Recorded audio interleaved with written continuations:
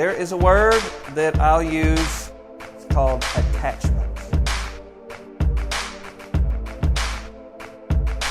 Now, the primary attachment that creates the reality of the kingdom inside of me and inside of you, the primary attachment is your connectedness with the Father through the person of Jesus Christ. Are you following me?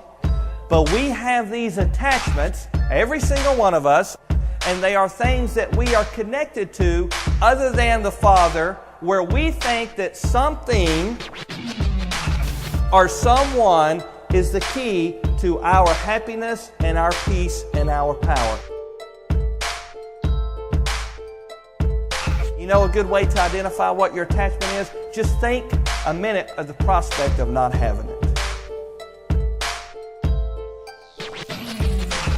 And when you think of the prospect of it not being in your life and you go, oh my goodness. Now let me help you for just a second. Most of our vices are not our attachments. They're because our attachments are making us so freaking miserable that we got to have something to distract ourselves. Nobody amen in that one.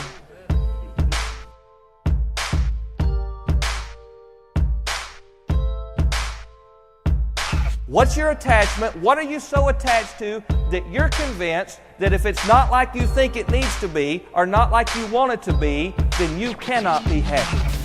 Listen, it is a lie and a wet blanket from the enemy and the pit of hell to keep the reality of the kingdom of God that's inside of you from bursting forth in manifestation. And it's happening in every one of our lives right now. And it's these wet blanket attachments.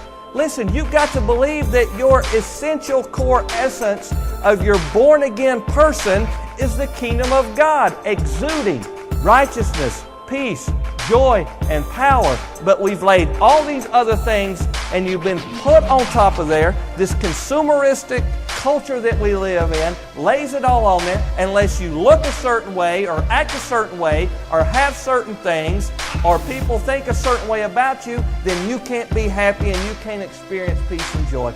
And that is straight from hell, and it smells like smoke. And it's why the kingdom of God is not powerfully manifested in your life and my life. We are kingdom children, born again into another dimension. The reality of who you are is not this reality. So why in the world do we buy the false belief and lay on top all of these things? Think about the last time you were just torqued out of your frame, stressed beyond. How do you know when it's attachment? When you expend all of your time, energy, effort, and attention trying to control it and make it the way you think it ought to be.